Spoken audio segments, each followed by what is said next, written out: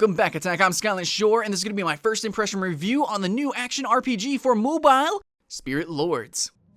And I just want to say thanks, guys, for allowing me to get my new NVIDIA Shield tablet. It's running great. Maybe I'll even do a review on it, but basically I had to get this device, and I'm very lucky to get it. But basically I needed to play these new games, and specifically this game. So first preface, I guess I want to say that the game is kind of meant for newer devices. It looks great, no doubt about it. Cute, colorful, it's got a lot of character. It looks amazing, it's a huge spectacle, it really is. Basically, it looks great, and it does play well, but you are going to need a newer device. Like, absolutely. If you try to run it on a lower-end device, maybe something that's 2 years or older, yeah, that's probably a no-go. But if you have a newer device, if you have a newer tablet, especially a really new tablet, you're going to have a freaking blast. So yeah, spoiler alert, guys, I kind of have a lot of fun with this game. Now, what action RPGs have I played? I've played Path of Exile, Dark Souls, played a little bit of Diablo. I actually preferred Path of Exile a little bit more, so I didn't complete Diablo. And for mobile, my favorite action RPGs for mobile, which I think is a great platform for action RPGs. I really enjoyed the entire Xenonia series. I think Critica is also very interesting. And Dungeon Hunter 4 currently is, I think really freaking amazing. I'm playing through that right now. Inoshia 4 is also very interesting. So yeah, this Spirit Lords is actually a really good action RPG, and I really like it because a lot of these games, action RPGs on mobile, are single player, and what's really great about this game is that from the get-go, it's multiplayer. It's a really interesting and fun multiplayer experience, and some of these dungeons are really challenging, of course, especially if you're alone. But if you go co-op, it's still challenging. It is still absolutely a challenge, and then you can always change the difficulty of the dungeon. If it's too hard, you put it on easy. Of course, you get less results, you get less loot, but if you actually want a challenge, this game does have a challenge. Now, with that being said, I have to agree that there isn't too much customization, right? Like Path of Exile, there's a huge amount of customization. Like any one class, essentially, there is no classes in Path of Exile, right? There's so much customization that you can have pretty much infinite combinations with your own character, and then with, of course, if you're in a party, so many combinations, so many party formulas that you can have, and every experience is different in that game. Now, this game is a little bit tighter, but there is still some customization.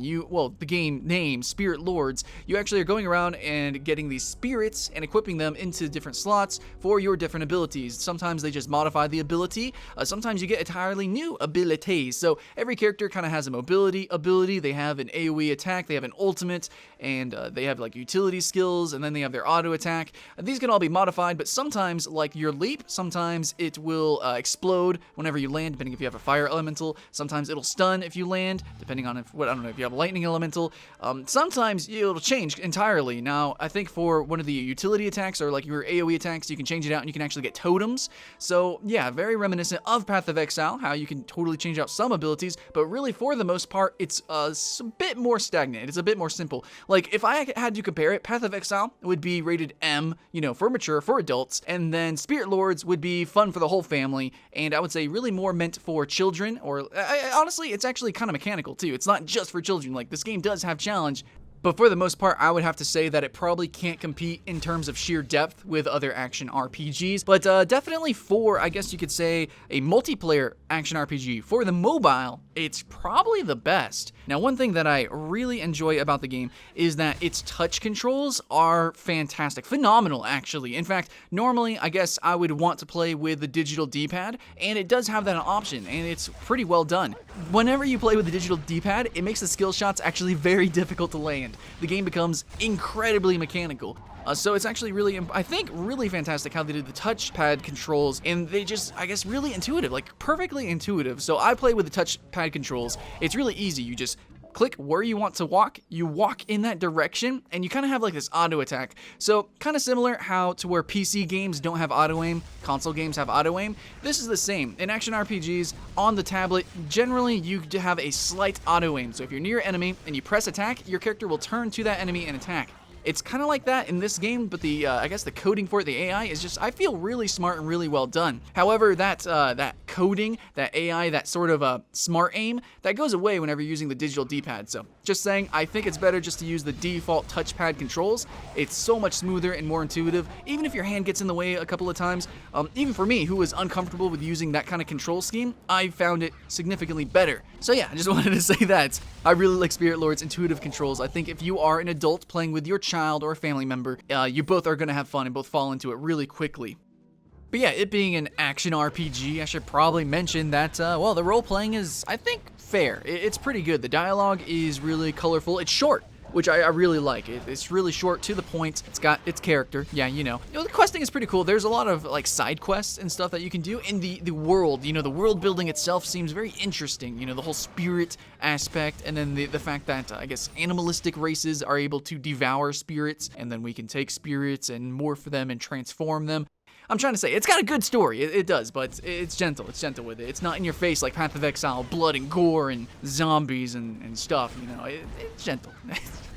But overall gameplay, what's going to be happening when you play this game? As you probably have guessed, being an action RPG, it is going to be a dungeon diver. It is just like Diablo. It is just like Path of Exile. You have a bunch of dungeons and a bunch of, I guess, sort of like varieties of the same dungeon. You kind of go into the same dungeon, but it's like a different path of the dungeon. So you're going to fight similar creatures and similar environments and similar fights, and you're going to kind of be doing this a little bit repetitively. But, this is something of a negative, but at the same time, a lot of people like this genre because of its, grinding, because of its repetition, because it's really, I don't know, it's just something that people like. I honestly, I enjoy it too. I just like, I don't know, fighting hordes of monsters, which, hey, that's something that's really cool. In this game, you do have, like, hordes of enemies. Nothing as insane as freaking Path of Exile. You get, like, 100 enemies at once on a screen. With Path of Exile, it's crazy. On this, you still get a good number of enemies really early on, too. There is a challenge early on, and it does come in numbers, but not just numbers either. These creatures all have, I guess, unique aspects to them, like you would expect in a good game. Okay, so they have mage enemies, maybe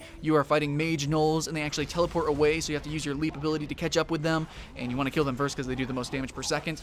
Stuff like that. The bosses also, I almost died to a boss. It was really interesting. I thought I was just going to be able to wail on him, which I was able to do in Path of Exile, which is known to be a harder game. So I was able to do that in Path of Exile. I thought I was just do, first boss, easy. It actually almost killed me. I had a kite, and that was pretty surprising. I was playing the tanky class. So yeah, we only have 2 classes, kind of a tragedy. Maybe we'll get more later on. Hopefully we'll get more dungeons later on, because I really see this game taking off. Not only does it look good, it's got a huge amount of polish, but it's also actually got mechanics, and it has a lot of content. Not just with customization with your character. Yeah, it's not as much as some action RPGs, but it's really freaking good for a mobile game. Now, all I want is, I guess, more abilities for the different classes, more, I guess you could say more different, a variety of spirits, because that modifies the ability, so basically new abilities, and more classes. Of course, we got Barbarian, and we have the Sorcerer, the Mage. Maybe we could get, like, variations of that. Maybe we can get a Priest, a healing class. Maybe we could get a Archer, or something like that.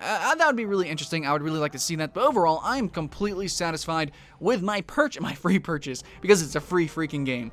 It doesn't feel like a free game. Honestly, I would think this game would go for $5. It feels like a $5 mobile game. This game is free, and for my review, I played it like hours and hours and hours for fun. I didn't have to, but I wanted to. For my first impressions, Spirit Lords, is it good? Yeah, it's freaking good. It's probably one of the best games out there.